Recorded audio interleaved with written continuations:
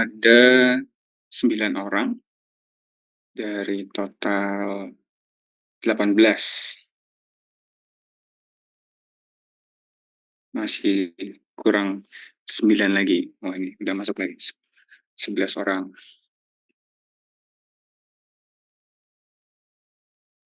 Paralel sambil menunggu yang lain, kita coba membahas sekilas terkait beberapa materi yang lalu ya.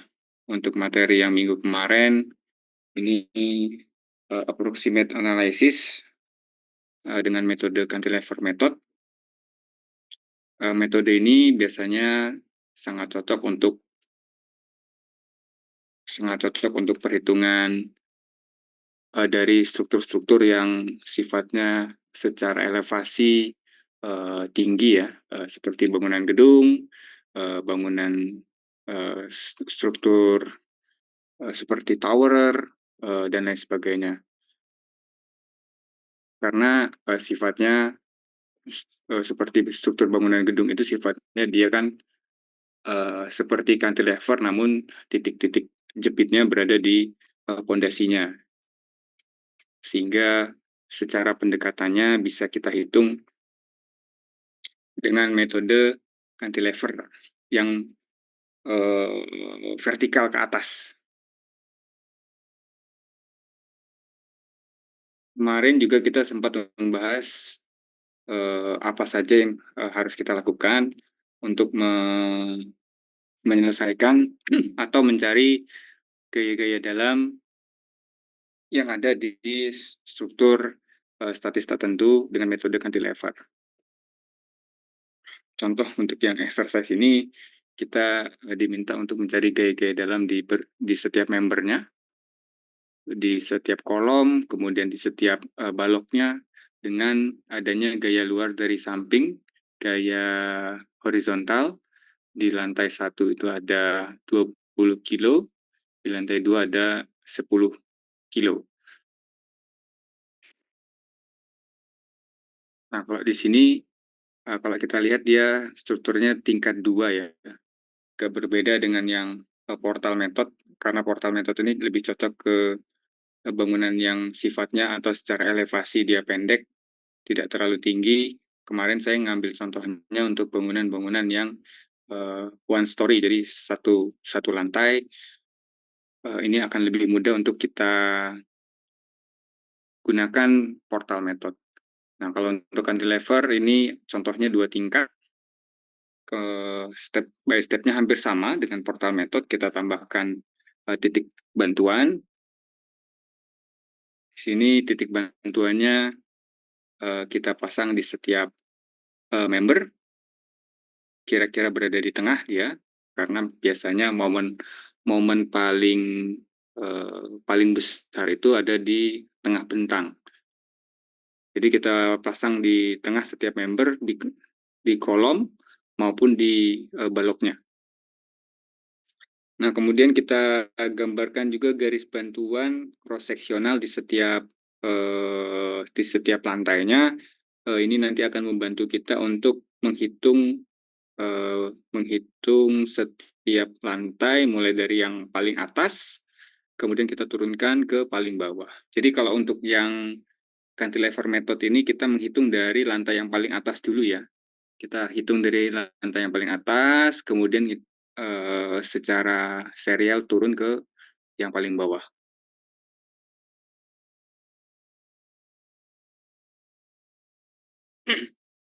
Nah, perbedaannya cantilever sama portal method itu, untuk yang cantilever kita diminta untuk mencari centroid-nya dulu, titik beratnya.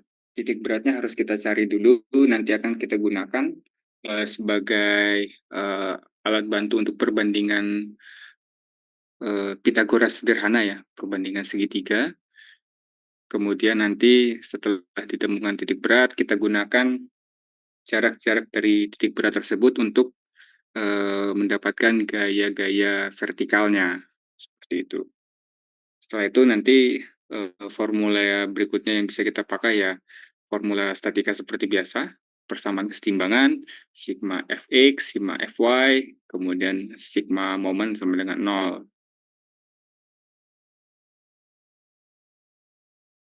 Sudah ada 14 orang. Oke. Kemudian dari sana kita mulai dari dari lantai yang paling atas sampai ke akan berlanjut ke lantai yang paling bawah.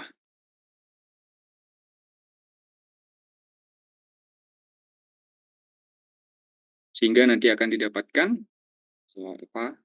free body diagram seperti ini ya. Setiap member akan kita dapatkan free body diagramnya, diantaranya di setiap member itu akan ada gaya vertikal, gaya horizontal, dan juga momen di setiap ujung-ujung dari member tersebut. Nah, perlu diingat kalau teman-teman masih ingat dari video saya di minggu kemarin, ada satu video yang menyebutkan bahwa salah satu prinsip dari momen, kalau dia momen itu berada di sebuah balok, dia akan sifatnya clockwise. Contoh, momen yang ini, dia akan searah jarum jam karena dia berada di balok. Ini dia searah jarum jam gitu ya.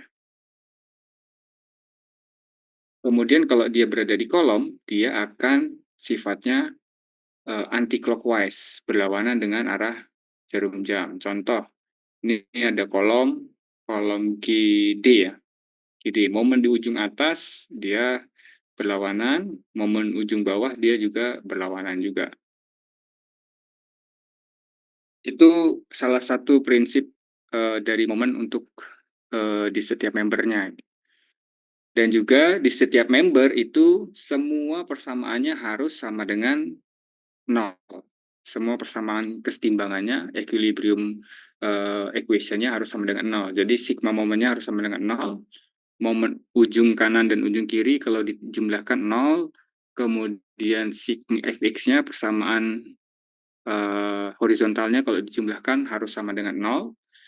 Begitu pula dengan sigma fy-nya. Kalau dijumlahkan juga harus nol. Sehingga membernya itu statis. Di sini kalau kita lihat di setiap membernya itu sudah bisa dipastikan kalau kita jumlahkan dari ketiga persamaan keseimbangan tersebut, semuanya pasti nol. Sigma momennya nol, sigma fx-nya nol, horizontal, kemudian sigma fy-nya vertikalnya juga pasti nol. Itu syarat kedua. Jadi kalau mengecek atau kita meng-counter check hasil dari perhitungan kita cek saja tiga kunci dari formula tersebut ya. Kalau dari setiap member itu ada satu dari tiga formula tersebut tidak sama dengan nol, berarti perhitungan kita salah. Contoh misalnya ternyata sudah kita hitung semua gitu ya, ternyata di sini kan ada kolom nih. Mana kolomnya? Oh, sorry, salah ngelingkarin. Kolomnya di bawahnya ternyata. Nih, ternyata di sini sigma fx-nya contoh. Sigma gaya horizontalnya tidak sama dengan nol. Ada gaya ke kanan sebesar 5,54, ternyata gaya ke kirinya hanya 4 kilo. Berarti kan ada kelebihan gaya ke kanan sebesar 1 kilo gitu. Nah, berarti itu ada yang salah. Kita harus mengecek lagi ke atas atau ke samping atau ke kanan, kita cari di mana letak kesalahannya. Kalau di sini kan kalau dilihat sudah pasti nol ya. Ada gaya ke kanan 5,54, gaya ke kirinya juga 5,54. Begitu pula dengan yang vertikalnya. Di sini ada gaya vertikal ke arah bawah sebesar 6,63, dibalas dengan gaya vertikal ke atas sebesar 6,63 juga. sehingga dia kalau dijumlahkan 0. Itu ya prinsipnya dia mengapa harus seimbang, harus stabil supaya nanti, begitu diberi beban, kemudian, eee, diberikan ya beban ataupun momen, struktur ini tidak runtuh atau sesuai dengan persyaratan yang diberikan oleh, eee, kalau kita bekerja di suatu project, berarti persyaratan yang diberikan oleh, si pemilik project itu harus dipenuhi. Baik, ini teman-teman sudah berkumpul 14 orang. Kita, mulai saja untuk perkuliahan yang hari ini. Sebentar saya share screen.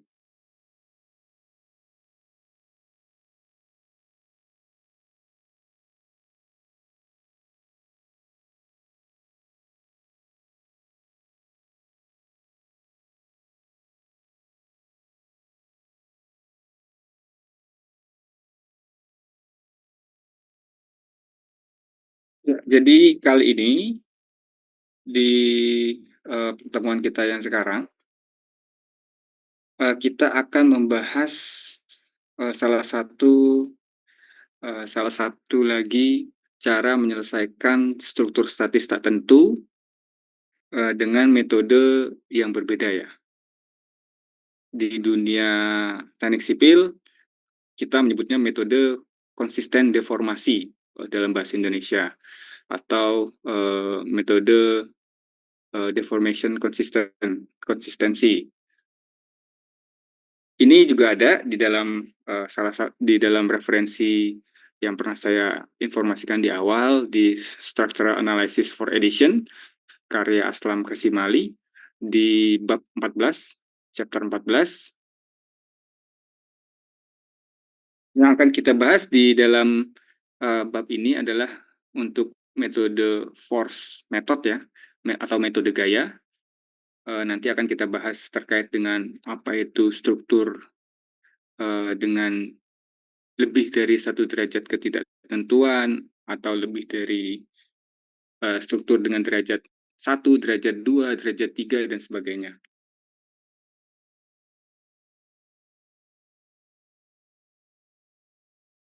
Ya, dengan, metode konsisten informasinya, yang kita akan bahas itu adalah metode gaya atau force method. Jadi untuk, metode konsisten deformasi ini pertama kali diperkenalkan di tahun 1864 oleh James Maxwell.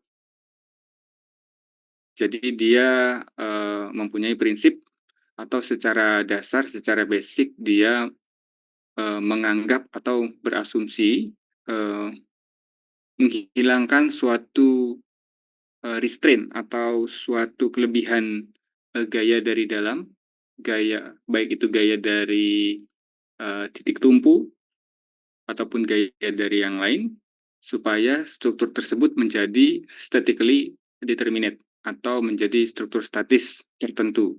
Sehingga nanti strukturnya bisa kita hitung, eee, dan juga bisa kita selesaikan. Jadi gaya-gaya yang berlebihan tersebut, itu kita menyebutnya sebagai redundant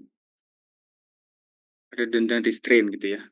Seberapa banyak, eee, gaya ataupun redundant itu, yang gaya-gaya berlebih itu nanti merupakan, eee, merupakan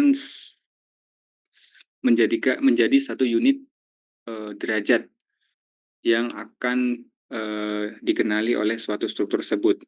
Entah itu derajatnya satu atau 2 atau 3 itu tergantung dari berapa gaya yang, berlebih dari suatu struktur tersebut.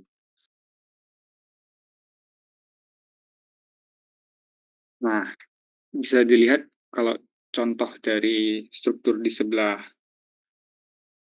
kiri ini ya, kalau kita lihat, di sini kan ada suatu struktur gitu ya, suatu struktur statis tertentu, di sebelah kirinya ada tumpuan jepit, namun di sebelah kanannya dia tidak cantilever. Ada tumpuan juga. Ini tumpuan apa nih? Ini tumpuan roll ya. Kalau kita lihat bukan sendi. Nah, kalau kita lihat di sini kan kalau hukum statika dasar atau hukum struktur statis tertentu itu kan persamaan kesetimbangannya ada tiga ya. Sigma fx sama dengan 0, itu yang pertama. Sigma fy atau sigma fy sama dengan 0, itu yang kedua. Yang ketiga adalah sigma moment sama dengan 0. Jadi ada tiga kesamaan yang harus kita lihat dari suatu struktur statis tertentu sehingga menjadikan struktur tersebut menjadi stabil atau statis. Nah, kalau kita lihat di sini ada lebih dari tiga gaya yang kita lihat di sini yang menyebabkan struktur itu menjadi statis tak tentu. Apa saja gaya-gaya tersebut? Yang pertama adalah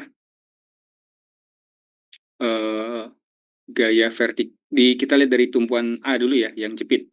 Yang jepit ini ada tiga gaya nih, kalau kita lihat. AY atau gaya dari tumpuan ke arah atas, vertikal. Kemudian AX, gaya ke arah sumbu X, horizontal. Dan juga MA, momen di titik alfa.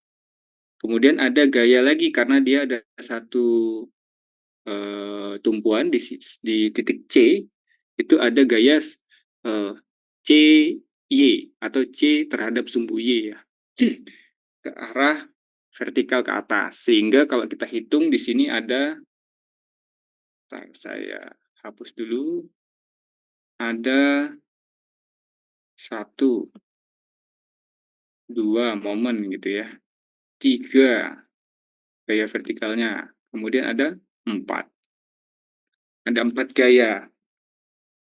Ada empat gaya.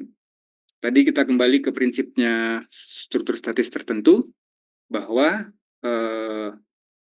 maksimal gaya yang bisa ditahan oleh statika struktur statis tertentu itu adalah tiga ya, sigma fx, sigma fy, dan sigma moment. Maksimal gaya yang ditahan itu adalah tiga, sehingga kalau kita kurangi dari empat gaya yang ada di struktur ini, empat gaya yang ada di sini, kita kurangi dengan prinsipnya struktur statis tertentu, 4 dikurang 3 sehingga hasilnya adalah 1. Nah, hasil 1 inilah yang dinamakan dengan derajat ketidaktentuannya. Jadi kalau kita namakan struktur ini adalah struktur statis tak tentu dengan derajat 1.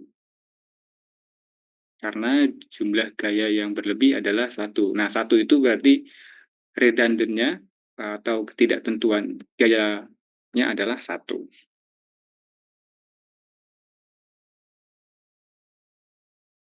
Nah, di sini juga dijelaskan bahwa since the beam is supported by force support reaction, disupport atau didukung oleh four support reaction, 4 gaya tumpu gitu ya, AX, AY, MA, dan CY, 3 gaya di titik A, 1 gaya di titik C.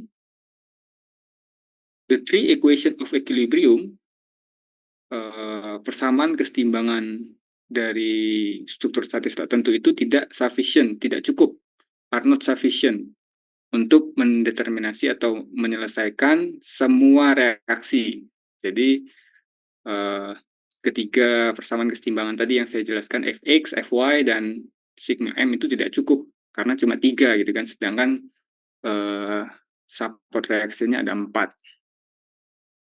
Sehingga kalau kita kurangkan unknown reaction-nya itu bisa didapatkan dengan mengurangkan 4 gaya yang ada di struktur tersebut dikurangi persamaan kesetimbangan 3. 1. Inilah yang mengindikasi beam tersebut mempunyai satu redundant, satu ketidakpastian untuk menjadikan dia stabil. Nah, bagaimana cara menstabilkannya? Nanti ada di slide berikutnya.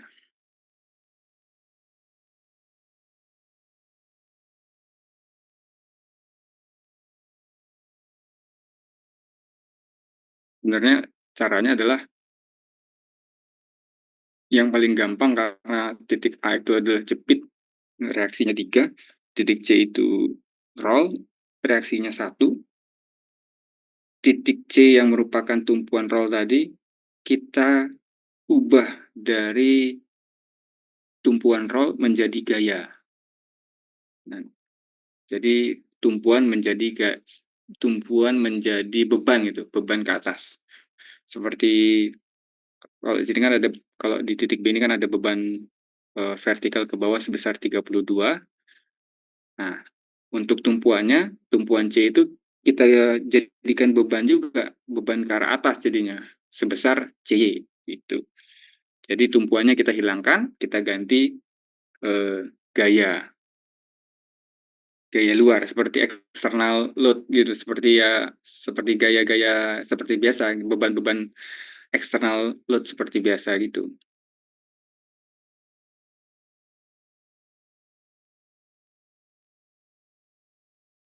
Coba kita cek. Jadi namun perlu dipahami juga bahwa karena tadi di awal itu dia di titik C itu adalah tumpuan, dia bukan cantilever, sehingga delta C ataupun defleksinya itu nol karena dia ditumpu sebenarnya ya, bukan gaya.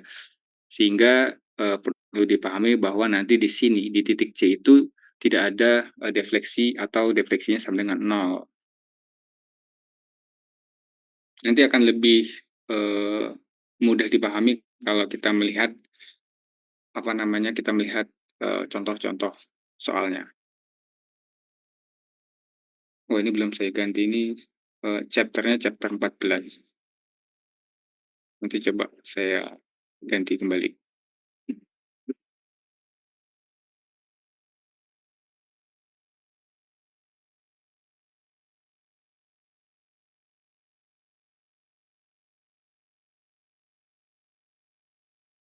Nah, di sini juga dijelaskan bahwa external load itu mengakibatkan downward deflection di titik B, namun untuk di titik C-nya harus sama dengan nol, sehingga nanti bisa didapatkan atau kita bisa mencari di titik C tersebut eh, berapa gaya yang diperlukan untuk menahan defleksi di titik C atau Charlie.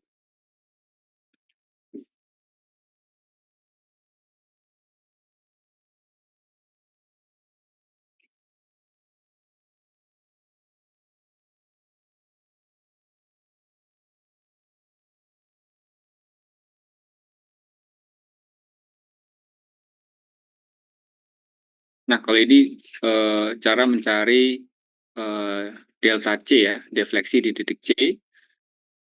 Kalau kita dulu pernah membahas di awal bahwa untuk untuk suatu beam atau balok sederhana, mencari atau mendapatkan defleksi maksimal atau momen maksimal di suatu bentangan itu ada rumus cepatnya ya, 5/48 eh, dikalikan PL pangkat 3 dibagi EI.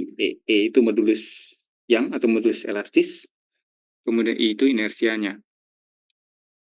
P itu bebannya, L itu panjang baloknya. Kalau P tadi kita sudah mendapatkan di informasi awal, P-nya 32 kilo, panjang baloknya itu 20 feet. Nah, ini di awal juga disebutkan bahwa modulus Youngnya 30.000 KSI, kemudian inersianya 512 inch pangkat 4. Inersia biasanya memang inch pangkat 4. Sehingga didapatkan delta C itu sebenarnya 0,25 feet atau 3 inci kalau diubah satuan atau unitnya ya.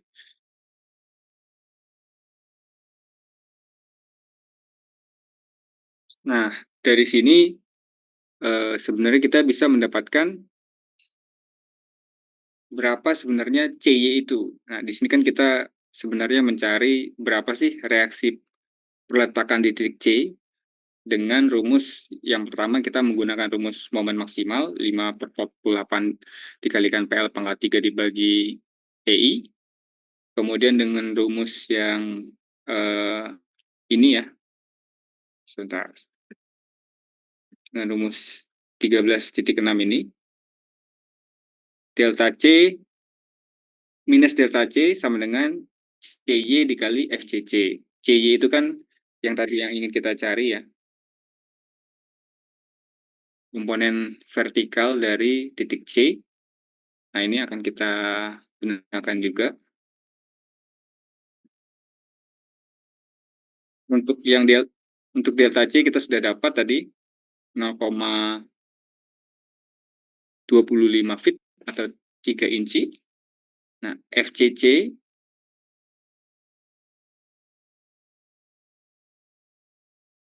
itu kalau di awal-awal apa namanya, kuliahan atau pernah mengambil mata kuliah mekanika bahan, di sana juga disebutkan ya bahwa untuk beam atau balok sederhana, FCC itu atau F ya, bukan CC itu karena dia di titik C, rumusnya adalah jarak pangkat 3 atau L pangkat 3 dibagi 3 EI. E-nya modulus Young, I-nya momen inersia. Sehingga didapatkan untuk flexibility koefisiennya itu titik C 0,025 feet per kilo. Atau kalau diubah unitnya menjadi inci, menjadi 0,3 inch per kilo. Nah, dari sini kita gunakan persamaan 13.5.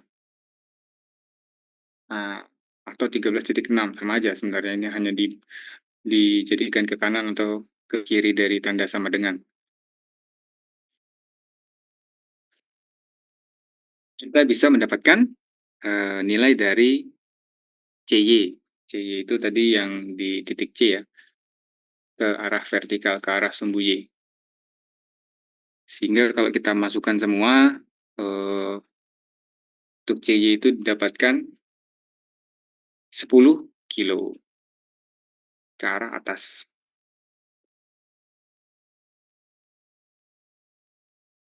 Nah, dari situ, karena kita sudah mendapatkan nilai CY 10 kilo ke arah atas di tumpuan rollnya ya, kita gunakan persamaan kesetimbangan lagi, balik lagi ke persamaan kesetimbangan sederhana ya, equilibrium equation, yang tadi ya sigma fx, sigma fy dengan sigma moment. Yang pertama kita gunakan sigma fx sama dengan 0, ax ax-nya 0 karena apa? Ax-nya 0, tidak ada gaya horizontal di balok ini, di balok primer ini ya. Tidak ada gaya horizontal di titik alpha, tidak ada gaya horizontal di titik Charlie, maupun tidak ada gaya horizontal di luar, dari luar. Sehingga AX itu bisa dikatakan 0. Gaya horizontal di tumpuan jepitnya sama dengan 0. Nah, kemudian untuk persamaan kedua, persamaan kesetimbangan vertikal atau sigma Fy sama dengan 0, Fy. Di sini ada, kita identifikasi dulu, ada berapa gaya nih? Ada satu, ada beban dari luar 32 kilo ya di titik B. Kemudian kedua ada beban di titik C. Sorry, bukan beban. Ada gaya di titik C, CY itu 10 kilo yang tadi sudah kita dapatkan di awal. Yang belum kita ketahui adalah AY. AY itu kita belum ketahui berapa sih gaya tumpuan jepitnya untuk menahan beban 32 kilo itu, dan juga bantuan dari tumpuan rollnya sebesar 10 kilo. Sehingga kita bisa mengetahui di sini kalau dengan persamaan sederhana, AY itu adalah 32 dikurang 10. Sehingga didapatkan AY itu adalah 22 kilo ke arah atas. Yang persamaan ketiga itu adalah sigma momen sama dengan nol. Kita ambil momennya di titik A karena di titik C tidak ada momen, tumpuannya roll, yang ada momen hanya di tumpuan jepitnya. Sigma momen A sama dengan nol. Jadi kalau kita lihat persamaan di sini ada momen A yang akan kita cari, kemudian kalau kita lihat dari titik A itu ada 30, ada gaya AY dikalikan 0 sehingga AY 0 ya. Kemudian ada gaya 32 kilo terhadap titik A itu dia kalau terhadap titik A negatif ya. Nah ini agak beda nih karena dia ya persamaan statika biasa ya. Kalau dia menghitung momen terhadap suatu titik, kalau dia searah jarum jam itu dia negatif, dikalikan panjang lengannya. Tadi di awal diinfokan bahwa panjang lengannya itu 20 feet dari A ke C atau 10 feet dari A ke B dan 10 feet juga dari B ke C. Sehingga momen itu kan gaya dikalikan panjang lengan, panjang lengan atau panjang bentangan ya. 32 dikalikan 10, kemudian ada gaya satu lagi CY. CY itu sebesar 10 feet terhadap titik alfa itu 20 feet, 10 kilo terhadap titik alfa 20 feet. Kalau kita lihat arahnya, dia berlawanan arah jarum jam kalau diputar, sehingga nilainya positif atau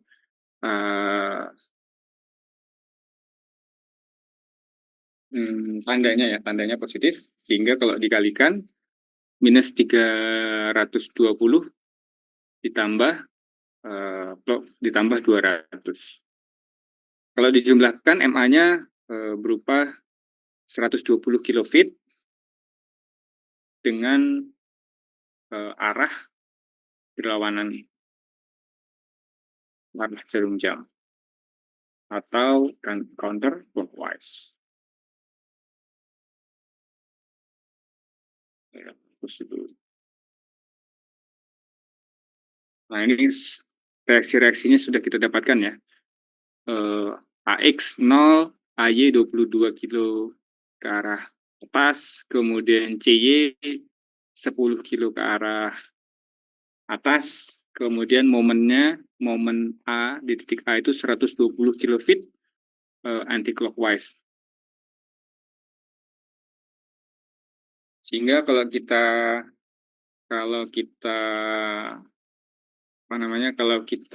recheck kembali,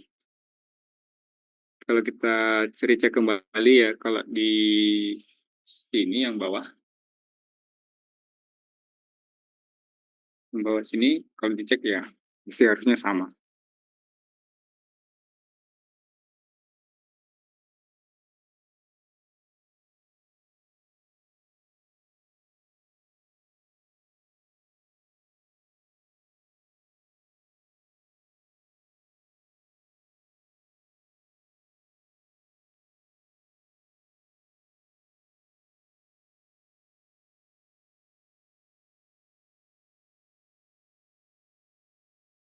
Bending moment diagramnya ada di sebelah kiri bawah ya.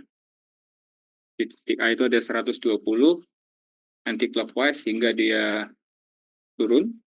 Kemudian di titik B itu dia ada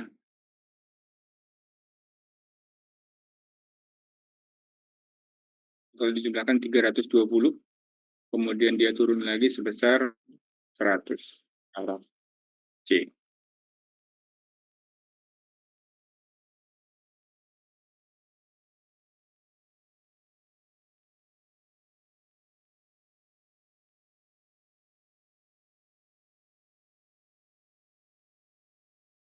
Oke, baik, coba.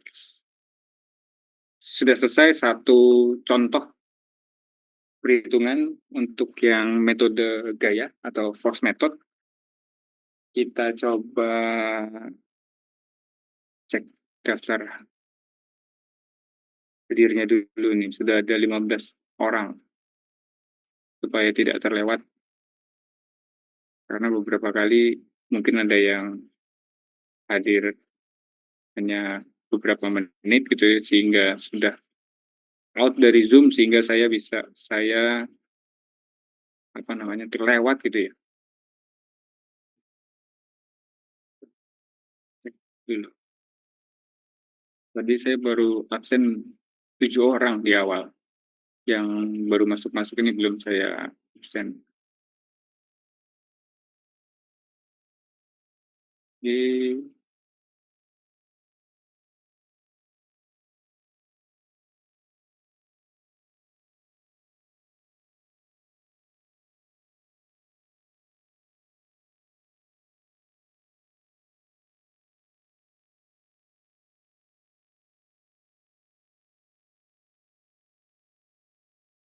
Kemal ada, Lita ada, Marsianus Jawa nggak ada ya?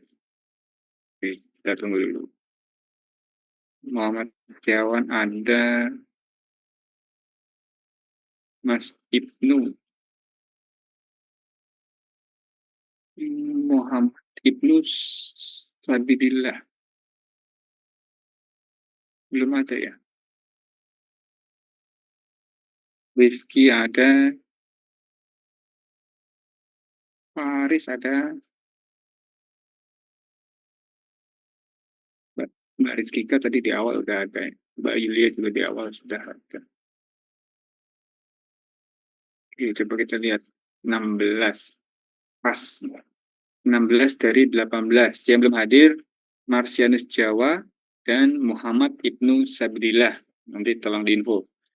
Kalau mereka masih bisa hadir, silakan langsung masuk ke Zoom.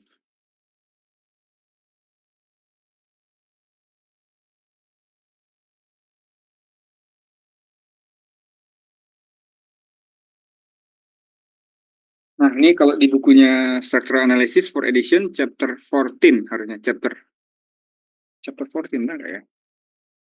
Chapternya itu, oh benar sih, chapter 13, 13, ya benar-benar, chapter 13. Jadi chapter 13 itu ada, kita akan membahas structure with a single degree in determinacy, dengan derajat ketidaktentuan lebih dari satu gitu ya.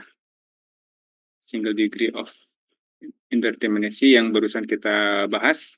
Kemudian kita akan membahas internal force, moment sebagai sebuah redundant atau sebuah ketidaktentuan yang tadi juga sempat kita bahas terkait dengan uh, mengasumsikan atau mensimulasikan sebuah tumpuan itu menjadi internal force, menjadi sebuah beban, sehingga sehingga uh, suatu struktur statis tertentu itu bisa kita hitung. Kemudian nanti akan kita bahas juga terkait dengan, kalau ini kan yang single degree ya, nanti akan kita bahas yang lebih lebih dari satu itu seperti apa kalau yang multiple.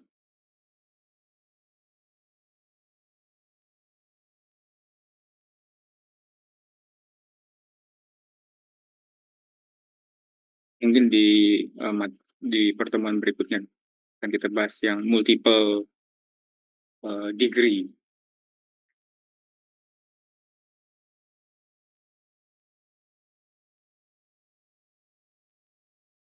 Coba saya lihat ada nggak yang multiple degree di bukunya Kasimali.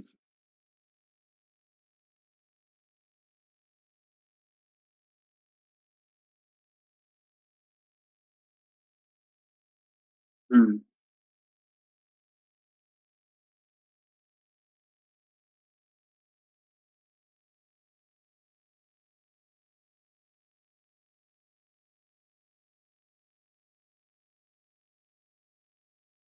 nggak ada.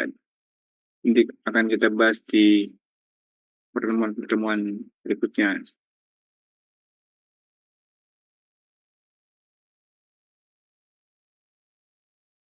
Ini pertemuan kelima, jadi kita masih ada pertemuan keenam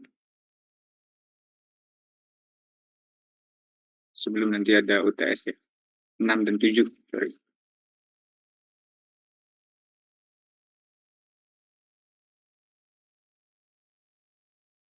Ini untuk pertemuan ketujuh kita akan membahas uh, dari awal, kemudian beberapa contoh-contoh soal.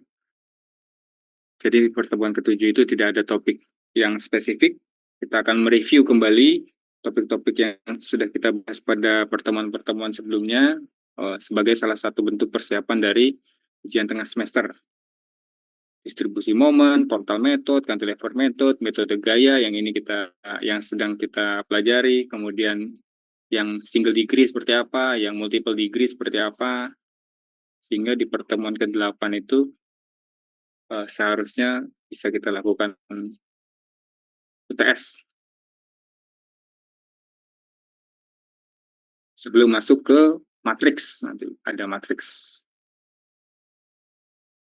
Oke, baik. Jadi kalau di uh, bukunya Aslam Kasimali, dia sudah mensummarize atau menyimpulkan bagaimana cara menganalisa suatu struktur statis tertentu dengan metode gaya, force method. Jadi sudah diurutkan ya secara postural. Tapi ini berlaku hanya untuk yang single degree dulu ya. Yang gaya-gayanya itu berarti kalau single degree gayanya 4. Gaya gaya luarnya 4, kemudian sehingga kalau kita kurangi dengan persamaan kesetimbangan yang jumlahnya ada 3, derajatnya itu adalah 1, single degree. Ketidaktentuannya atau redundannya itu 1. Jadi yang pertama dia menyebutkan bahwa kita harus mendeterminasi atau menginfokan atau menyimpulkan gitu ya. Berapa sih derajat ketidaktentuan di suatu struktur tersebut? Maka lebih dari 1, greater than 1, atau dia kurang dari 1. Kalau kurang dari 1 dia berarti statisnya statis tertentu.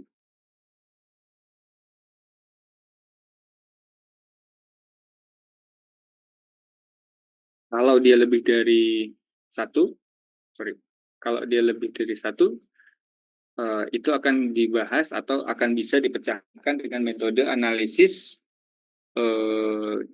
nah ini metode analisis yang berikutnya nanti ya di section berikutnya, multiple degrees.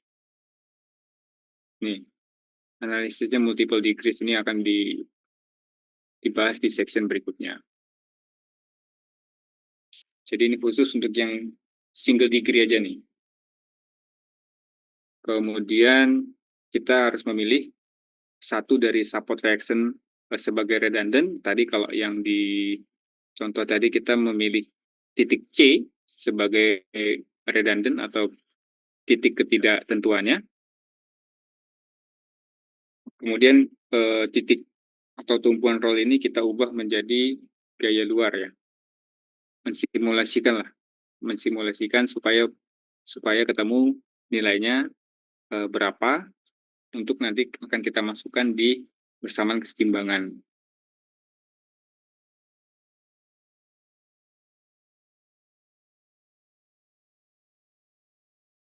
Nah, ini yang nomor 3 nih yang paling penting nih. Remove the restraint corresponding to the redundant from the given determinate structure to obtain the primary determinate structure. Kita remove tumpuan ataupun apapun yang kita jadikan titik simulasi tadi, titik ketidaktentuan tadi ya, untuk memberikan struktur yang tadinya indeterminate, yang tadinya tak tentu, menjadi determinate structure, menjadi struktur statis tertentu. Tadi sebagai contoh, titik C tadi tumpuannya roll, kemudian kita remove tumpuannya menjadi cantilever gitu ya.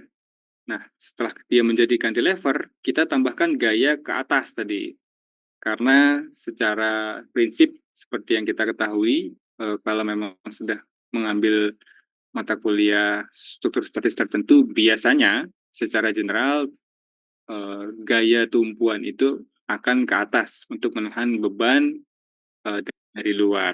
Sehingga tadinya titik tumpuan itu tumpuan roll, kita hilangkan, kita ganti, kita substitute dengan gaya luar ke arah atas.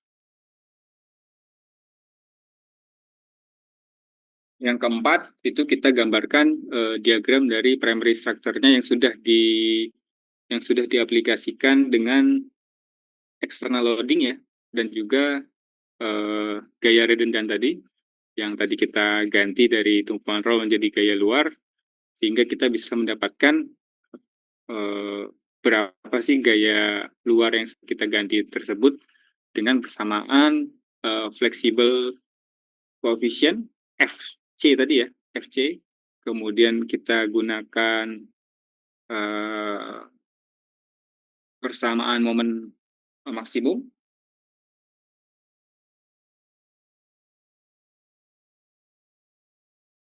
delta C ya, defleksi, yang 1/48 PL TI,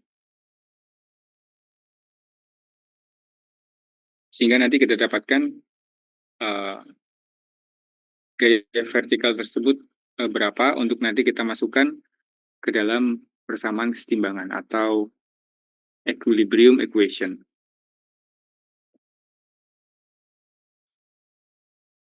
Nomor 5, kita menggunakan compatibility equation untuk deflection. Kemudian nomor 6, dari gaya-gaya tersebut kita gunakan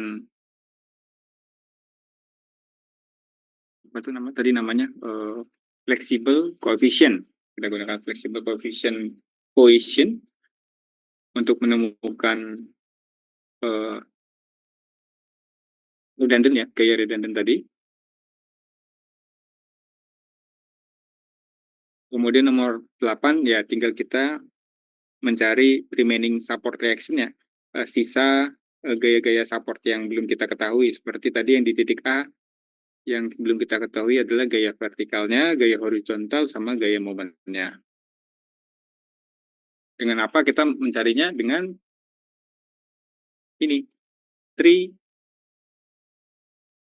equilibrium equation. Ini prinsip dasar statika yang harus dikuasai nih, baik itu di struktur statis tertentu maupun struktur statis tak tentu. Karena kembali lagi, untuk menyelesaikan struktur statis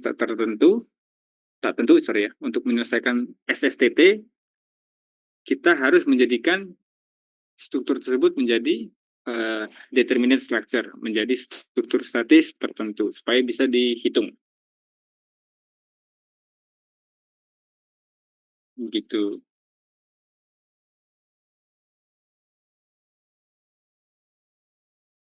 Nah, ini salah satu exercise juga yang hampir mirip tadi ya dengan contoh yang di awal tadi. Jadi di sini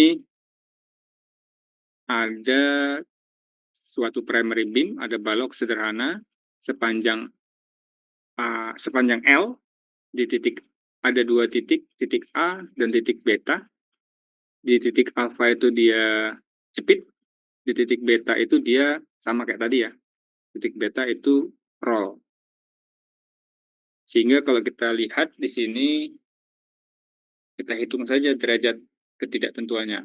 Di titik A itu ada 1, ada gaya AX. 2, ada gaya AY.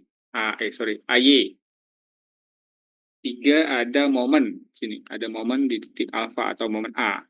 Kemudian di titik B itu ada BY, ada BY ke arah atas. Sehingga kalau kita hitung 1, 2, 3, 4, ada 4 gaya, 4 dikurang, eee, persamaan kesetimbangan 3 hingga didapatkan hasilnya 1. Derajatnya 1 ya. Karena derajatnya 1 kita bisa menyelesaikan struktur struktur ini dengan, metode gaya atau force method dengan prosedur yang tadi sudah dijelaskan di slide sebelumnya.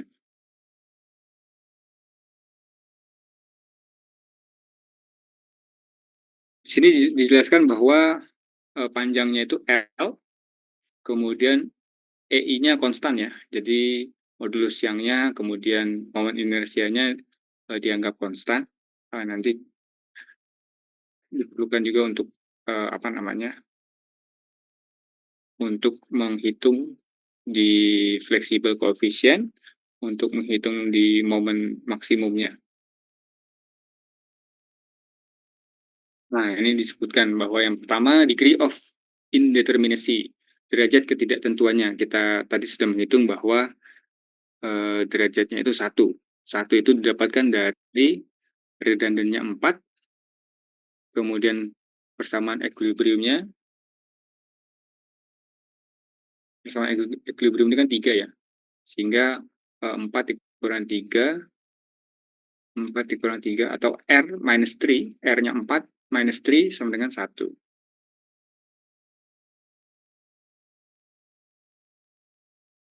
Sehingga single degree dia, derajatnya derajat 1. Primary beam, baloknya disupport oleh, eee, roller di B, disupport oleh, tumpuan roller, roller support di B, kemudian jepit di A. Nah, vertical reaction yang di BY inilah yang nanti kita asumsikan menjadi, gaya luar ya, yang tadinya tumpuan roll menjadi, eee, diasumsikan menjadi gaya, sehingga tumpuan rollnya menjadi tidak ada, baloknya menjadi balok statis tertentu.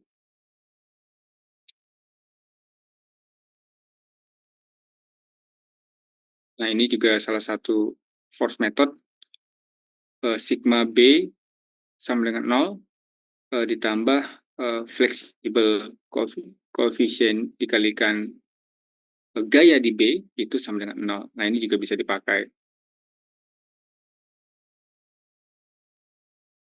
Sigma B, dengan, formula beam deflection itu sama dengan minus setengah ml kuadrat dikalikan 2 EI, kemudian kalau yang, flexible coefficient-nya, L pangkat 3, dikali, EI ini sama dengan yang tadi sebelumnya. L pangkat 3 dikali EI.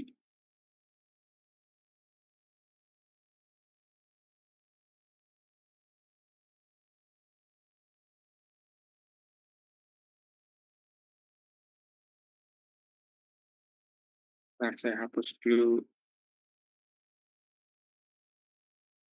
Sehingga bisa kita cari nanti yang akan kita dapatkan adalah ini, BY, nilai dari, nah ini nilai dari BY.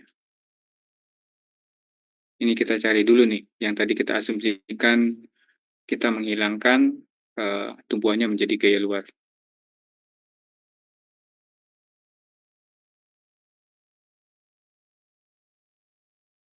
Nah, dari dua formula yang ada di bawah ini kita masukkan ke formula, yang nomor 1, sehingga, didapatkan, formula seperti ini dari defleksi ya, setengah ml kuadrat dikalikan EI, ditambah, ini flexible coefficient, sepertiga L pangkat 3 dikalikan, EI, dikalikan dengan BY sama dengan 0. Sehingga bisa kita dapatkan di sini, BY-nya dipindahkan ke sisi sebelah kanan sama dengan kemudian, kalau dia dipindahkan, 3-nya pindah ke atas, 3M, L-nya pindah ke bawah, L pangkat 3 dibagi L pangkat 2 jadi L, kemudian, yang 2 yang ini pindah ke atas, sehingga didapatkan BY adalah 3M per 2L. EI sama-sama dicoret ya, karena tadi konstan dan juga ini eh, perkalian perkalian atau penjumlahan sederhana sehingga bisa karena dia penyebut ya. Kalau bilang di atas penyebut di bawah sama sehingga bisa dicoret.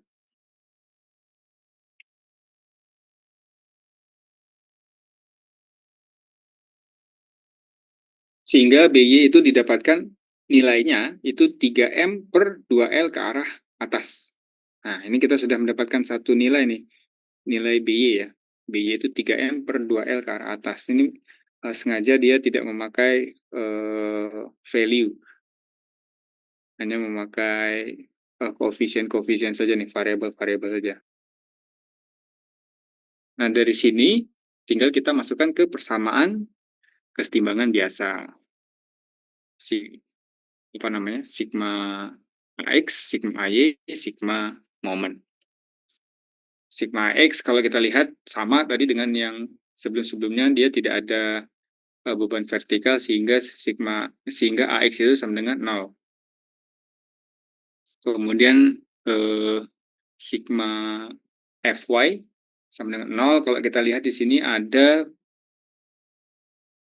beban luar, nggak ada ya.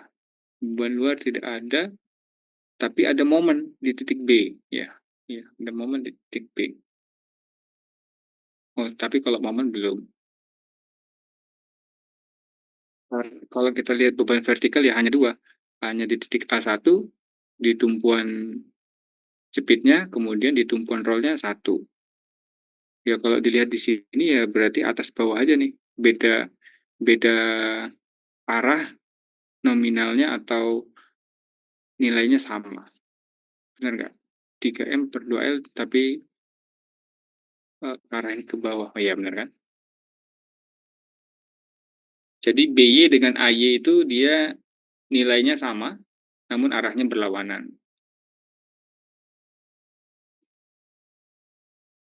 Berarti ya tinggal kita cari adalah momen. Momennya adalah kalau mencari momen di titik A, momen A itu adalah ada momen di titik B sepanjang L, kemudian dikalikan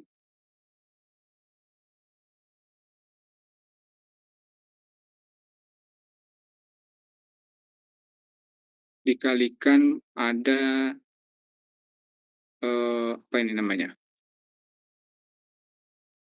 Daya vertikal di titik B ya, BY. BY itu 3M per 2L dikalikan panjang lengannya L. Sehingga didapatkan MA itu adalah M per 2.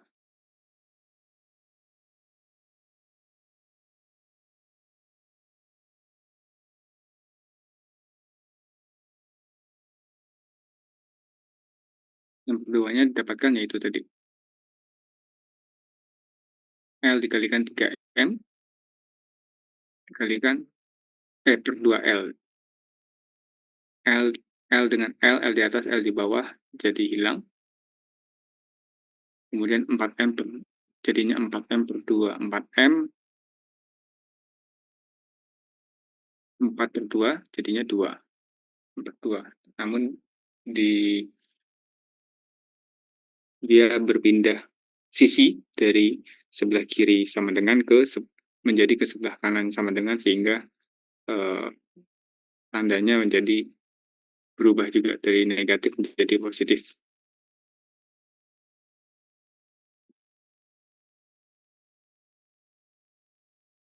Udah 16 orang ya, masih sama, masih 16 orang. Coba saya lihat yang belum hadir aja ya.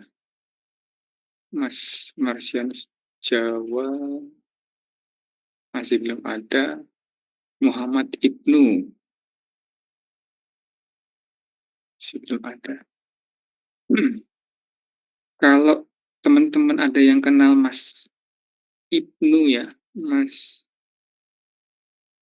sama Mas Marsianus Jawa, tolong diinfokan.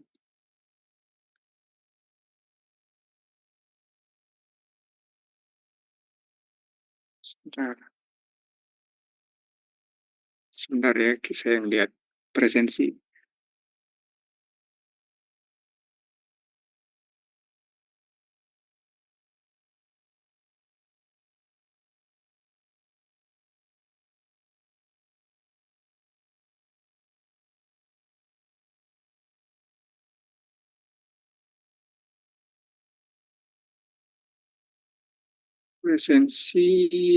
Presensi, sebentar.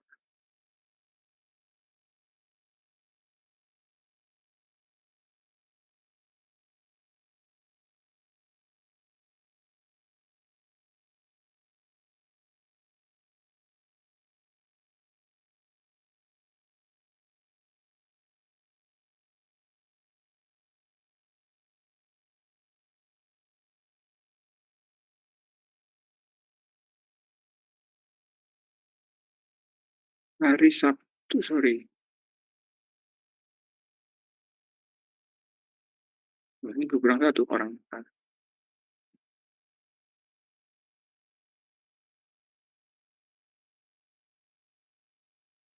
Oh iya kan, Mas Ibnu Sabilillah ini pernah nggak masuk nih dia? Satu kali nggak masuk. Sekarang nggak masuk lagi. Kalau ada teman-teman yang kenal, tolong diinfokan ya.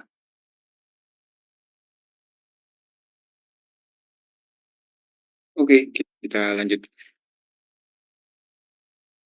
Nah, sehingga di sini kita sudah mendapatkan keempat gaya tersebut sudah kita dapatkan, AX, AY, MA, dan BY. Dari sini bisa kita simpulkan bahwa bending moment, diagram moment sama diagram gesernya seperti ini. Untuk yang diagram gesernya ya kotak persegi panjang gitu aja karena dia nilainya sama namun arahnya berbeda ya. Yang titik A itu dia ke bawah, kemudian titik B ke arah atas. Jadi dia turun dulu ke bawah, turun ke bawah sebesar 3M per 2L, kemudian dia stabil, kemudian di titik B dia naik lagi ke arah atas sebesar nilai yang sama, variabel yang sama. Untuk diagram gesernya, untuk diagram momennya, di titik A itu tadi ada M per 2, naik ke arah atas, searah jarum jam. Kemudian di titik B itu sebesar M. Di sini kan ada nih M. Di B itu ada momen M, sehingga tinggal karena tidak ada gaya dari luar, tidak ada beban merata juga, sehingga tinggal dihubungkan aja nih besaran di titik A dan di titik B untuk diagram momennya. Sampai di sini ada yang mau ditanyakan? Oh, ini orangnya udah dan nambah. Ini siapa yang belum? Mas Ibnu. Nah, ini baru ada saya simak. Tinggal Mas Marsianus. Ya, belum ada.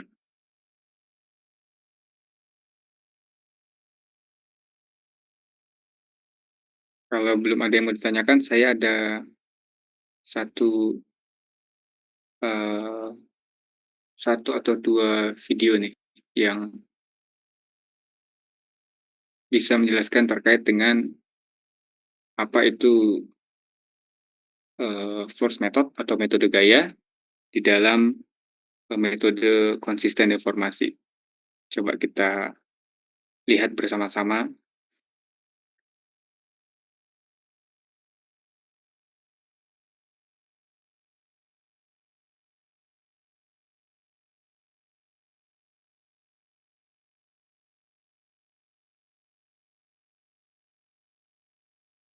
Force method is a classical technique for analyzing statically indeterminate structures. Before we get into the details of the method, let's spend a minute talking about statically indeterminate structures. We call a structure statically indeterminate if its number of unknown forces is greater than the number of equilibrium equations.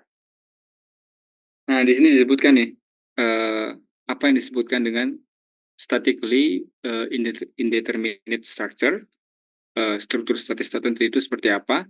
Nah, di dalam metode konsisten deformasi, struktur statis tertentu itu adalah number of unknowns, unknowns-nya maksudnya gaya ya, itu lebih besar daripada jumlah dari equation equilibrium tentunya ya, persamaan kesetimbangan. Tadi kan kalau persamaan kesetimbangan itu 3, kemudian number of unknowns-nya kita sebut redundant, R.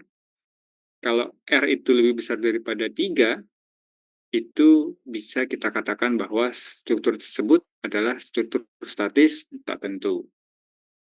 Hasilnya adalah derajatnya, misalnya tadi R-nya itu atau redundant-nya itu 4 dikurang 3, hasilnya 1, berarti derajatnya 1.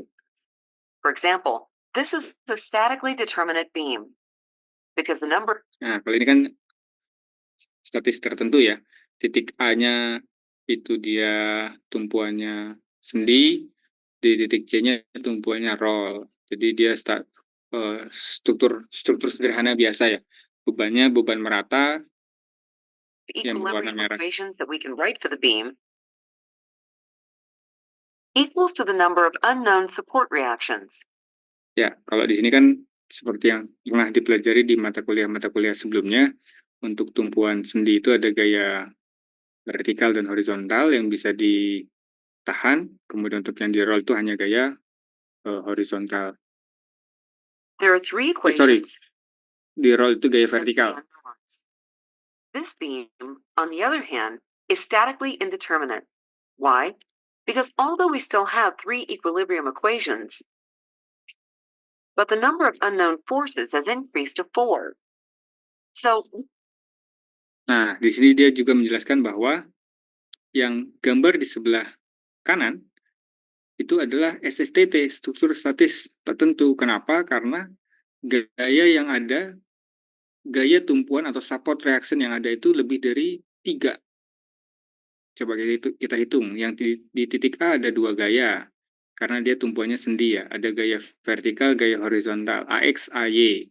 Kemudian di titik B itu dia tumpuannya roll, bisa menerima beban vertikal, BY, support reaction-nya jadi ada vertikal ke atas.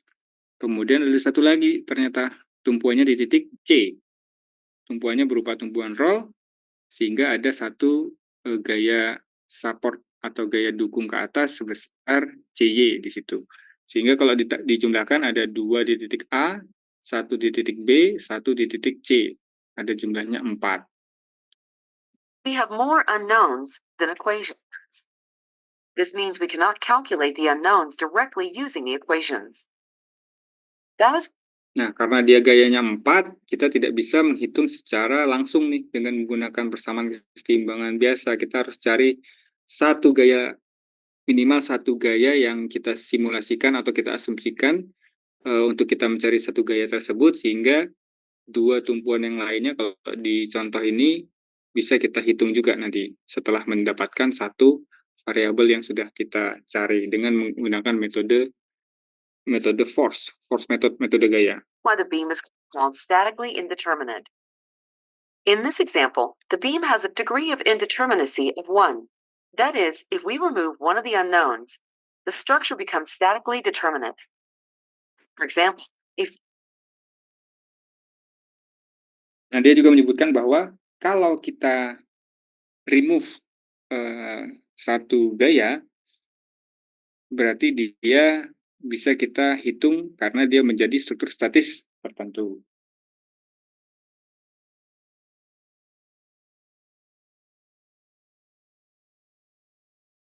We remove the support reaction at B, we get a simply supported beam. So now let's talk about the force method. The underlying idea behind this method is rather straightforward. Here it is. Suppose we have a statically indeterminate beam with a degree of indeterminacy of 1. say this beam. Since the beam is resting on a pin at A, and there is a roller at B and C, no vertical displacement takes place at these points. That is, while the beam is going to deform like this, the vertical displacement at A, B, and C remains zero. Now, suppose we remove one of the support reactions, thereby turning the beam into a statically determinate one. Say we remove the roller at B. What do you think the deformed shape of the beam would look like? It's going to look like this. Let's refer to the vertical displacement at B as delta B. So by removing the support reaction at B, we have allowed the beam to displace down. Nah, dia kalau ini mengambil titiknya di titik B.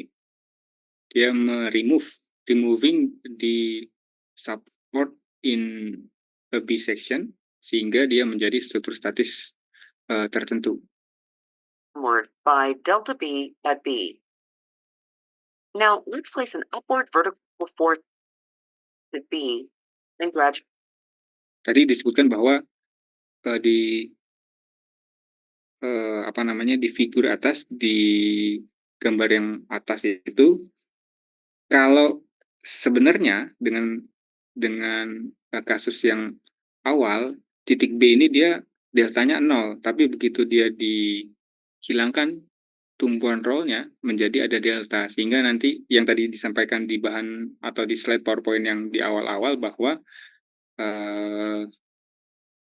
delta dari suatu titik yang dijadikan atau yang diasumsikan hilang itu, yang kita remove itu sama dengan 0. Nah, ini dia hubungannya dengan yang tadi. Increase its magnitude. What would happen to the displacement of the beam at B? It becomes smaller and smaller as the force magnitude increases. When the magnitude of the upward force reaches a specific value, vertical displacement of the beam at point B becomes zero. Let's refer to this force magnitude. Nah, ini salah satu asumsi sederhana mengapa suatu tumpuan atau suatu support bisa kita ganti ya, kita remove dan kita ganti dengan semacam gaya atau beban dari luar untuk menjadikan dia statis tertentu. Yang tadinya dia tumpuan roll menjadi gaya panah ke atas ini yang di gambar yang di bawah. By. By. By, indeed, is the support reaction at B in the statically indeterminate beam. Why, you ask? Note the similarity between the deformed shape of the statically indeterminate beam and the statically determinate beam with the additional force at B. Their displaced shapes are identical. Ya, momennya sama jadinya. Sebenarnya sama aja, namun tumpuannya digantikan dengan gaya, sehingga nanti bisa kita cari. Itu satu. Tumpuannya jadikan gayanya bisa kita cari berapa nilainya. Yang kedua adalah strukturnya menjadi struktur statis tertentu, sehingga kita bisa menggunakan persamaan kesetimbangan seperti biasa. Jadi mendapatkan dua keuntungan dengan menghilangkan satu tumpuan. Since the two beams have identical geometric shape and properties, and their load and displacement patterns are the same, then they must have identical external and internal forces. Therefore, By here must be the support reaction at B here. Nah, disebutkan juga bahwa By itu sebenarnya support reaction-nya di titik B juga. Jadi kalau kita nanti menghitung berapa nilainya By, berapa nilai gaya vertikal By itu, ya kita sebenarnya mendapatkan keuntungan juga mendapatkan gaya support juga sebenarnya di titik B. So, to determine the support reaction at B, all we have to do is calculate delta B in this beam, then determine the force magnitude that causes an upward deflection of delta B in this beam. This upward force represents the vertical reaction at B in a statically indeterminate beam. Put it differently, this plus this gives us this. Let's write the equation that models this process.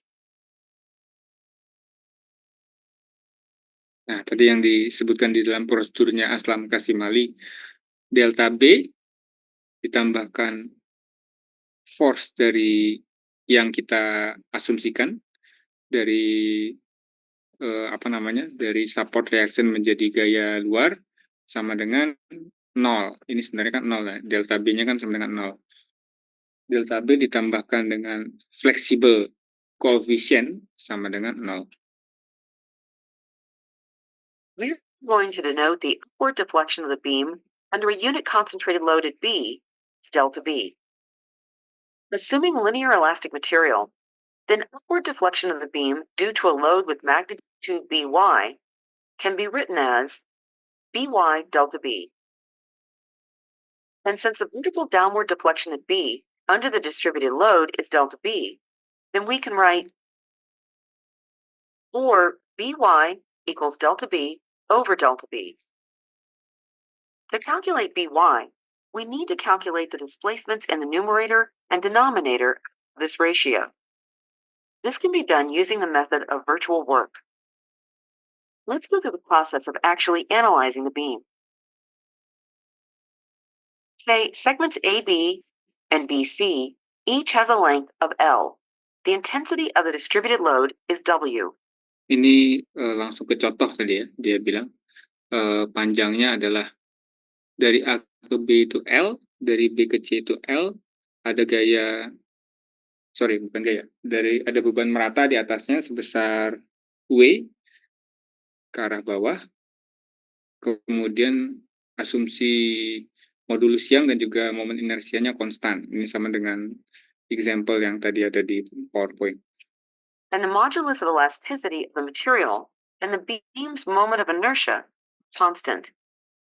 Here's the free body diagram of the beam. Then we can write. Nah, dari sini kita bisa menggambarkan FBD-nya ya, free body diagram-nya. Di titik A itu ada, karena dia tumpuannya sendi, jadi ada dua gaya di sana.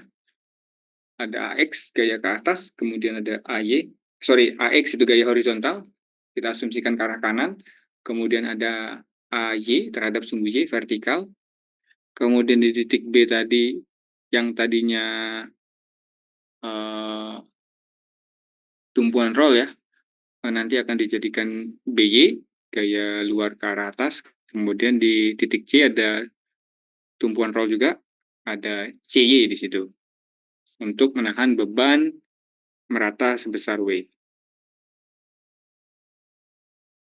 Where the numerator represents vertical displacement at B under the uniformly distributed load, and the denominator represents vertical displacement at B under an upward unit load applied at B. To calculate these displacements, we are going to use the method of virtual work. Here, I'm going to use the method without explaining it. For details of the virtual work method, see lecture SA22. We can calculate delta B using this equation, where M represents bending moment equation in the beam due to the distributed load, and M star represents bending moment in the beam due to a unit load applied in the direction of the displacement at B. Here is M.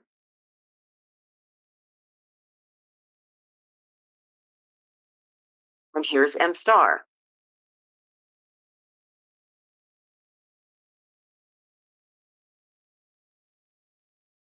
Then we can write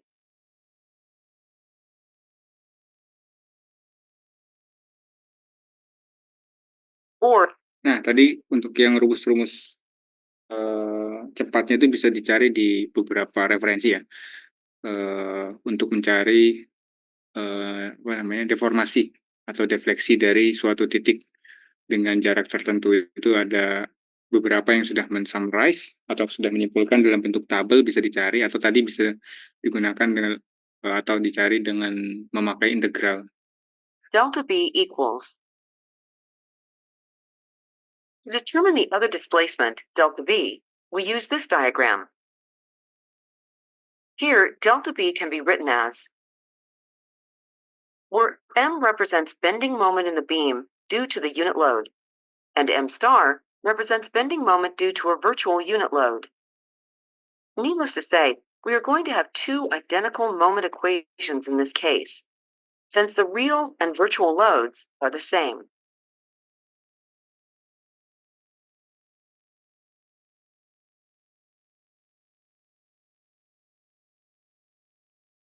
Solving for delta B, we get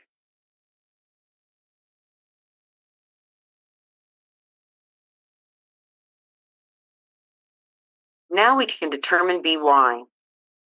Once By is calculated, the statically indeterminate beam becomes statically determinate. This Nah, means di sini didapatkan nilainya dari BY atau BY itu 5/4 dikalikan WL atau 5WL/4.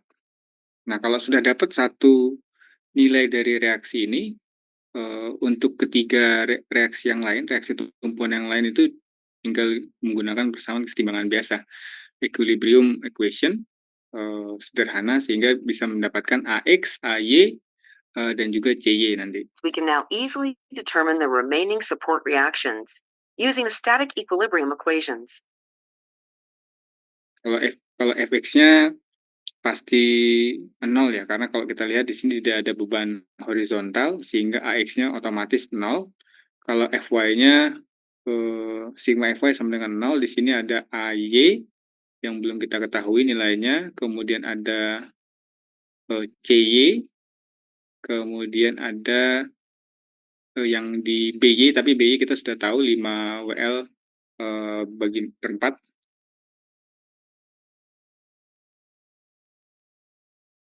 Kalau momen di sini kalau kita lihat terhadap sumbu A, ini untuk menemukan nilai Y.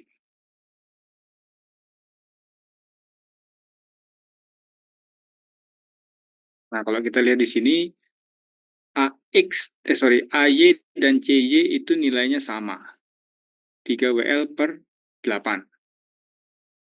Karena memang kalau kita lihat dengan jaraknya sama-sama L, kemungkinan besar dia nilainya akan sama.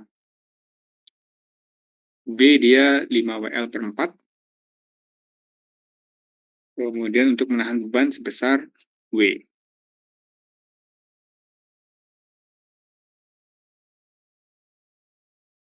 We will examine the use of the force method analyzing indeterminate beams with degree of indeterminacy greater than 1 in the next lecture. For now, see if you can analyze the following static.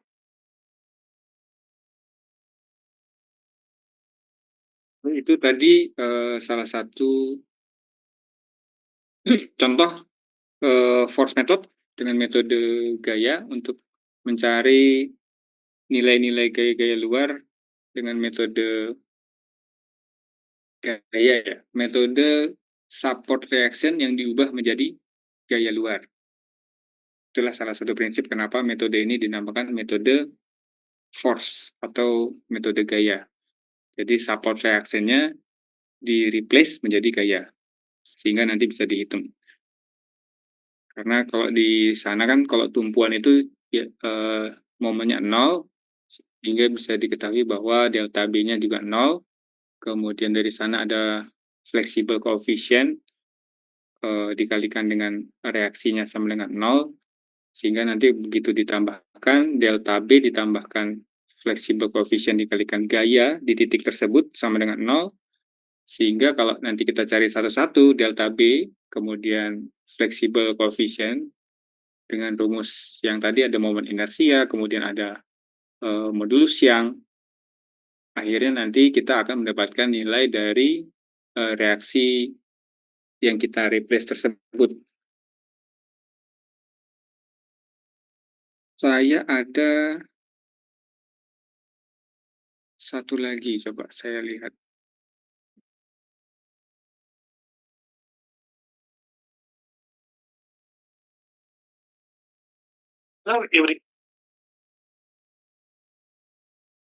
Using force method, calculate the support reaction EI.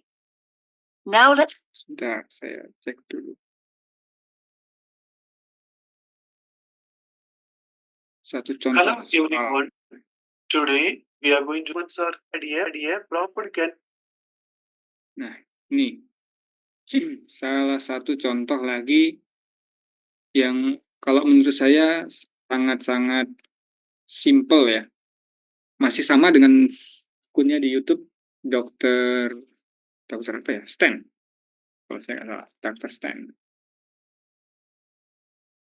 Kalau kemarin di beberapa pertemuan saya sempat menggunakan video dari beliau untuk menjelaskan portal dan juga cantilever method. Nah, ini ada satu lagi satu contoh terkait dengan metode gaya, consistent deformation method dari, kalau ini kita lihat apa ya, cantilever.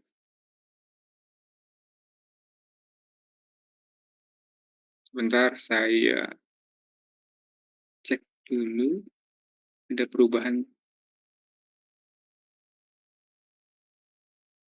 masih belum ada nih Mas Marsianus, tinggal Mas Marsianus saja nih yang belum hadir. Oke, apa? Kita lanjutkan dulu.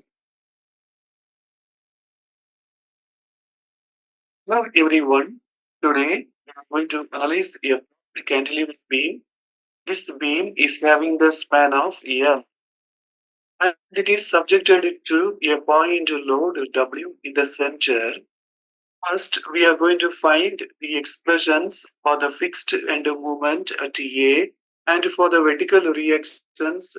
Then we are going to draw the shear force and bending moment diagrams. We are going to derive the expressions for the deflection in the center and the maximum deflection and its location. Finally, we are going to derive the expressions for the slope in the center and in the propped end. First, we are going to find the prop reaction RB. For that, we are going to use the consistent deformation method. In that method, first we have to find the degree of static indeterminacy. In this beam, the number of unknown reactions and movements are 3. They are the movement MA. Kalau di sini kita lihat ada disebutkan ada 3 redundannya, unknown reaction-nya. Ada MA, moment di titik A, ada RA, reaction vertikal ya, di titik A, kemudian ada reaction vertikal juga di titik B. The vertical reactions RA and RB. The available equilibrium equations are 2. They are sigma m is equal to 0 and sigma v is equal to 0. The degree of static indeterminacy. Sebenarnya degree of static indeterminacy-nya bisa ada satu lagi di sini, ada AX atau reaksi di tumpuan A terhadap gaya horizontalnya. Sehingga kalau tadi kita menghubungkan dengan beberapa beberapa item perkuliahan tadi yang di awal, kalau kita hitung jadi 4 kan, ada 3 di titik A, ada 1 di titik B, sehingga kalau 3 dikurang persamaan equilibrium itu ada 3, 4 dikurang 3 menjadi 1, sama saja.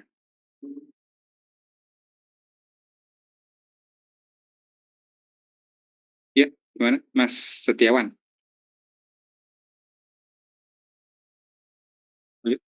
Oh, bocor mungkin ya. Is equal to Lanjut ya. minus 2, we will get 1.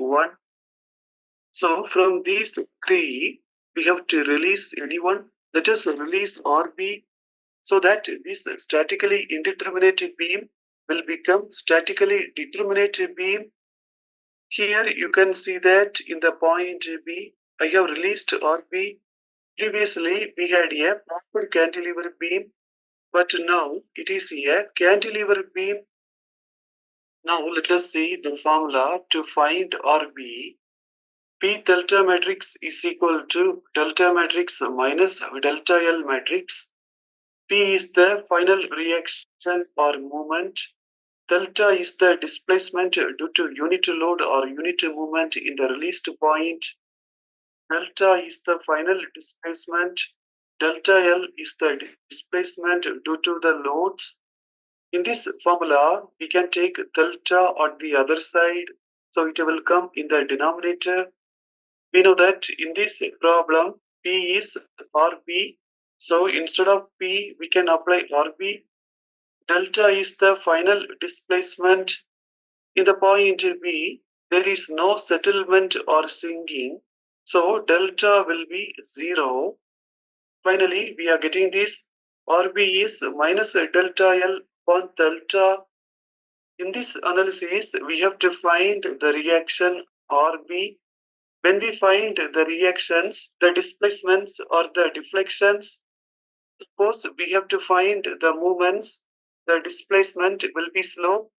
But now we have to find the reaction. So delta L and delta will be the deflections. In this formula, first let us find delta L. We know that delta L is the displacement due to the load. We know that in the cantilever beam, when it is subjected to a point. Nah, ini kalau terhadap cantilever yang tadi ya, momen maksimum atau defleksi maksimumnya dia 5/48 WL pangkat 3 dibagi EI. Hampir sama dengan yang tadi untuk contoh pertama. Load W in the center. The formula for the deflection in the free end is pi WL cube 148 EI.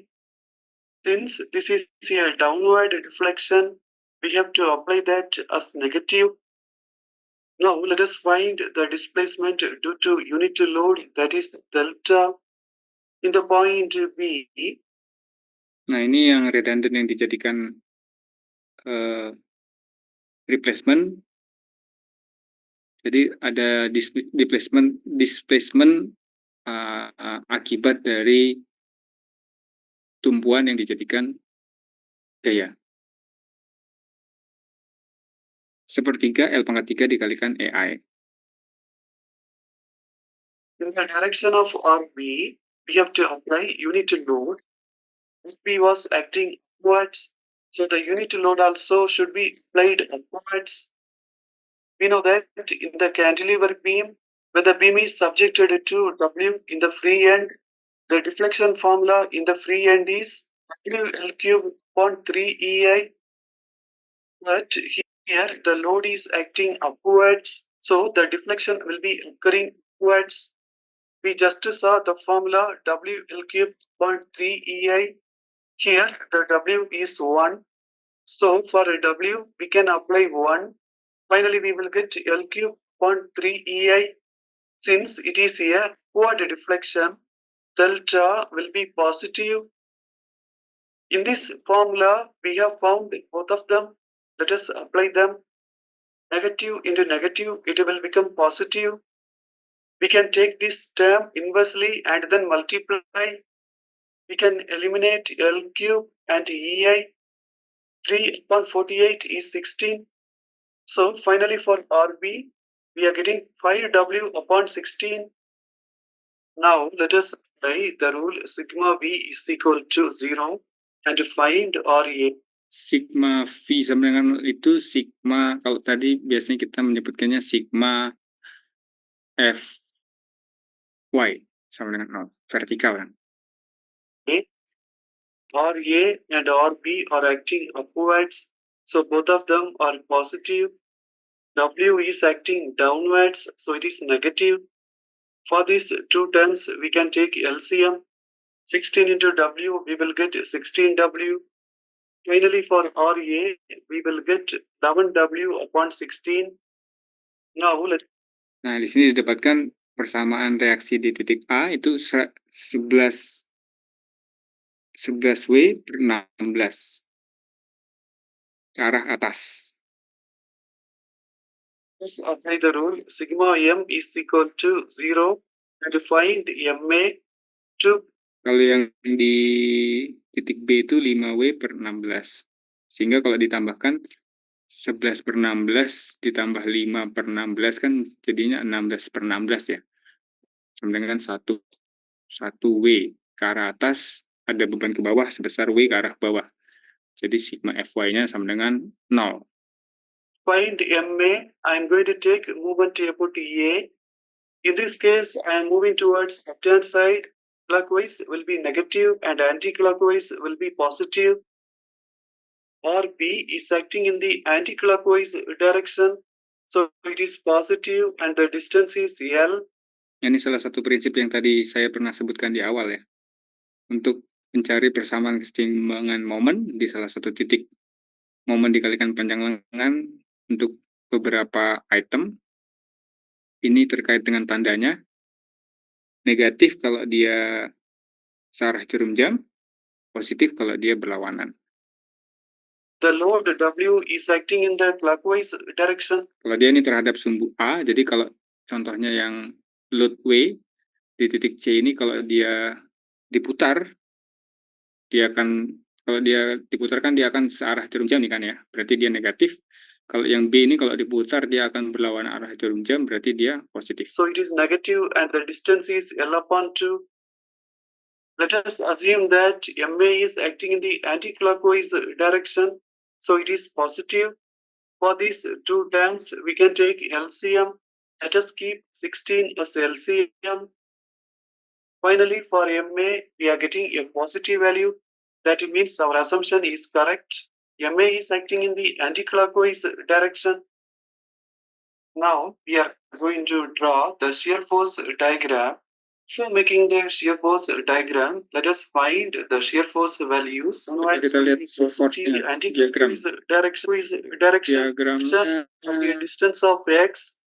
We know that in this point, the movement is, if you wanted to 0, m finally for the bending moment and anti-clockwise 0.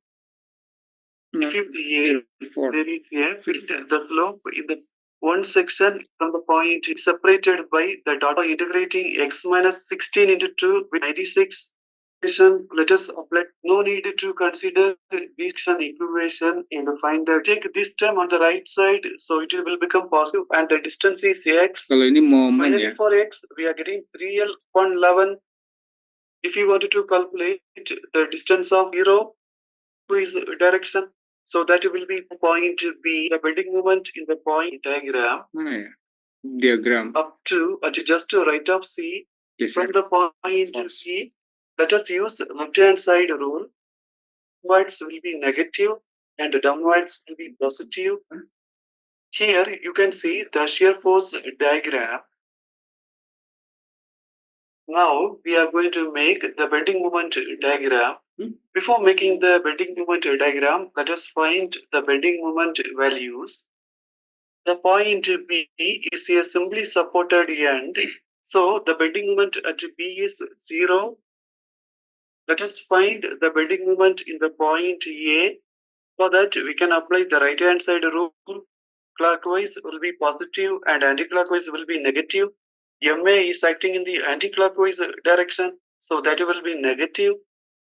We can find the movement in the point C either from the point A or from the point B, but it is easy when we calculate from the point B. In this case, we are following a left-hand side rule. Clockwise will be negative and anti-clockwise will be positive. Or B is acting in the anti-clockwise direction, so that will be positive and the distance is L/2. Finally, for the bending moment at C, we are getting 5W/32. Here you can see the bending moment diagram.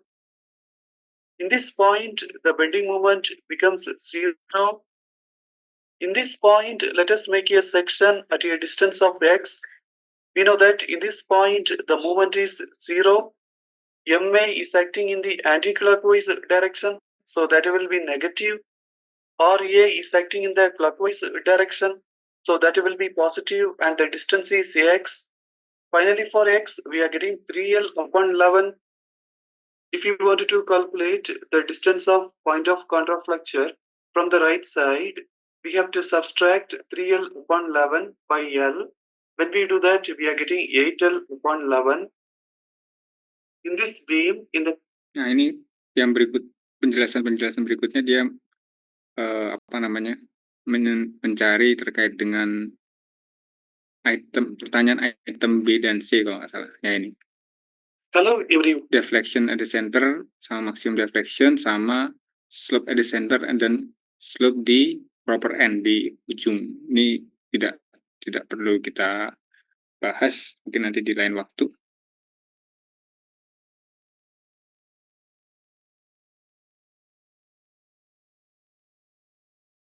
Jadi di hari ini kita sudah membahas, kita sudah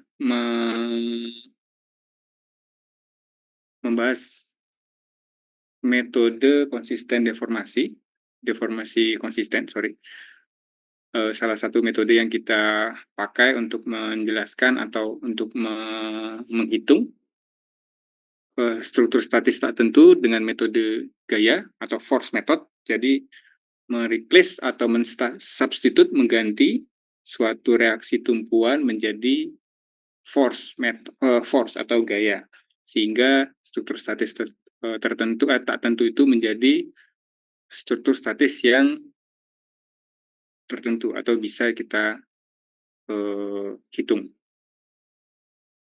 Kemudian kita juga sudah bisa melihat atau mencari unknown reaction atau redundant dari suatu SSTT yang nanti akan menjadi atau menginformasikan berapa derajat dari suatu struktur tersebut gitu ya. Kalau di section pertama ini kita hanya membahas atau hanya menyelesaikan struktur statis tak tentu dengan derajat single degree atau derajatnya hanya 1. Jadi biasanya reaksi luarnya itu ada 4, dikurang persamaan kesetimbangan 3, sehingga dihasilkan 1. Atau tadi di videonya Dr. Stan tadi, Stan Academy, itu tadi ada reaksinya 3, dengan persamaan kesetimbangan yang dipakai, sigma moment dan sigma vertikal 2, sehingga derajat kesetimbangannya 1 juga sama. Nah, nantinya di perkuliahan berikutnya kita akan mempelajari masih sama, konsisten deformasi juga, namun kita akan mempelajari metode gaya dengan struktur yang mempunyai derajat kesetimbangannya itu lebih dari 1 derajat. Contohnya 2 atau 3 dan lain sebagainya.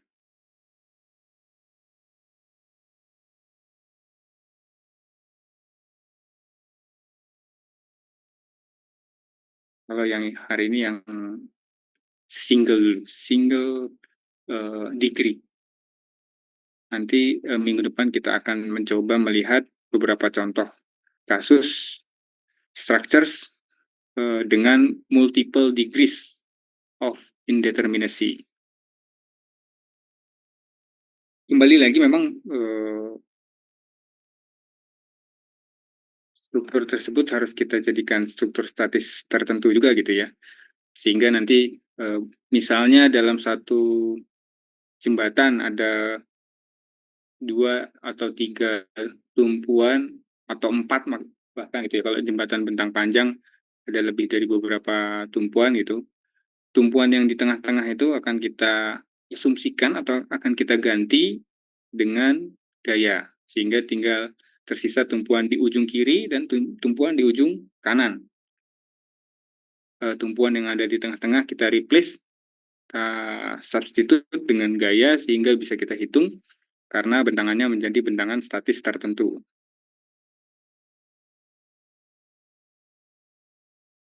Contohnya,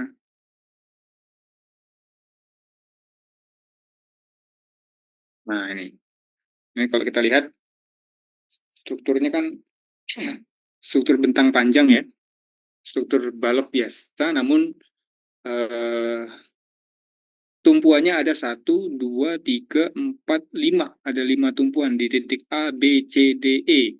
Titik A itu dia tumpuannya sendi,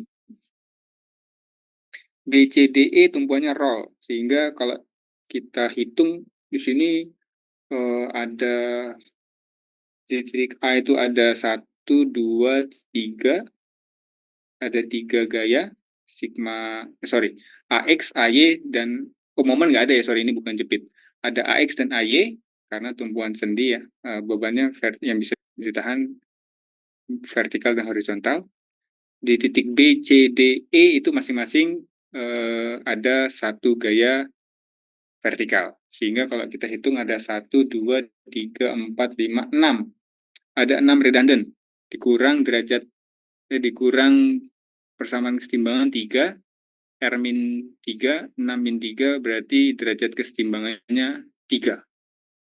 Nah, ini bisa disebut dengan structure with multiple degrees. Derajatnya 3 nih. Prinsipnya sebenarnya sama. Tumpuan diubah menjadi gaya, kemudian tinggal dihitung berdasarkan defleksi dan juga fleksibel koefisien F. Nah, kalau di sini karena dia lebih dari 1 tadi yang diganti, yang bisa kita hitung adalah BY, CY, DY yang di tengah ya. B, C, D yang kita ganti dengan gaya, tumpuan yang diganti dengan gaya, sehingga harusnya di sana itu defleksinya sama dengan 0 ya. Deltanya 0, defleksinya 0, sehingga bisa kita hitung dengan momen inersia dan juga modulus yang sudah kita ketahui.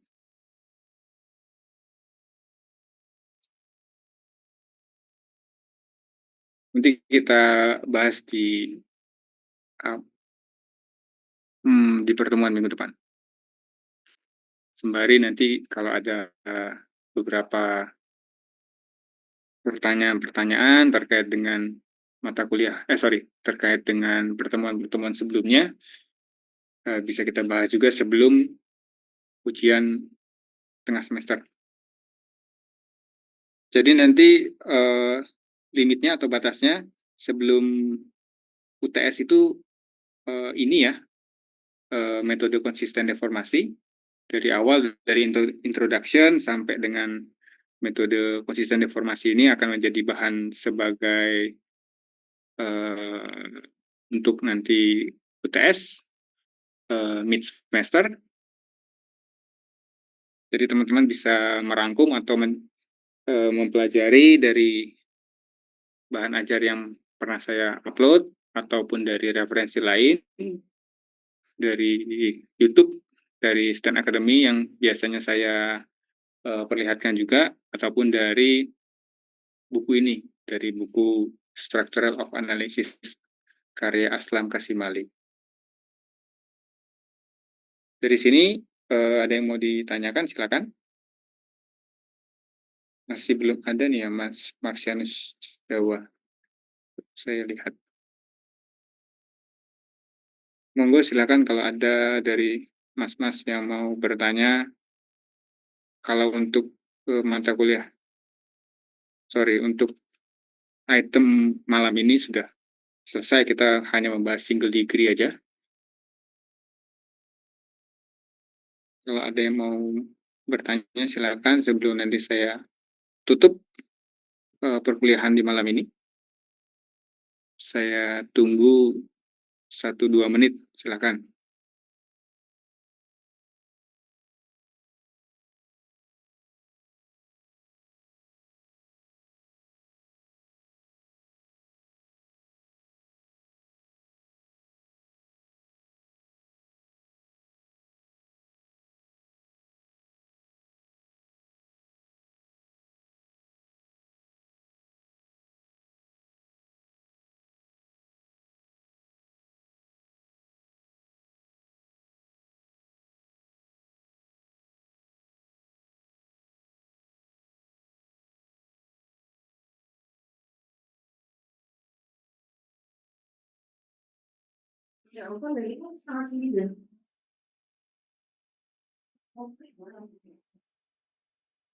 Maaf Pak, Ibnu hadir. Tadi telat join Zoom-nya. Oh iya, sudah saya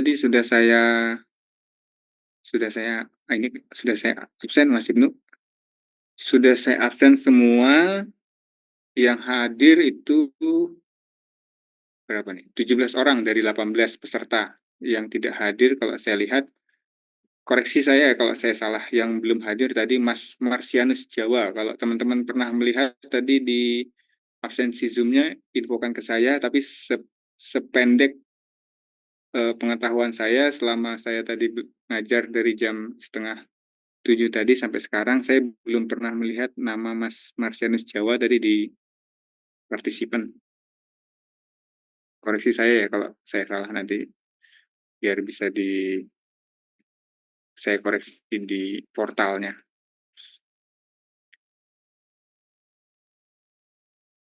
Kalau tidak ada lagi yang ditanyakan, saya akhiri perkuliahan di malam ini. Terima kasih buat teman-teman yang sudah hadir. Kalau ada waktu luang, silakan dipelajari, dilihat-lihat lagi dari awal ya. Sebelum nanti UTS tinggal 2 minggu lagi berarti ya. Harus dipersiapkan juga karena SSTT ini atau struktur statis tak tentu ini mungkin ya, saya belum begitu hafal juga detailnya, mungkin menjadi salah satu prasyarat untuk mengambil mata kuliah di semester-semester berikutnya. Kan sayang ya kalau tidak lulus atau mendapatkan nilai yang tidak bagus, akan mempengaruhi IPK satu, kemudian yang kedua adalah mempengaruhi mata kuliah yang bisa diambil nanti di semester berikutnya gitu. Kalau ini menjadi prasyarat perkuliahan. Kalau tidak ada pertanyaan lagi, saya akhiri perkuliahan malam ini. Terima kasih teman-teman, selamat beristirahat, selamat makan malam bagi yang belum makan malam. Saya akhiri, wassalamualaikum warahmatullahi wabarakatuh, selamat malam, salam sejahtera bagi kita semua. Waalaikumsalam.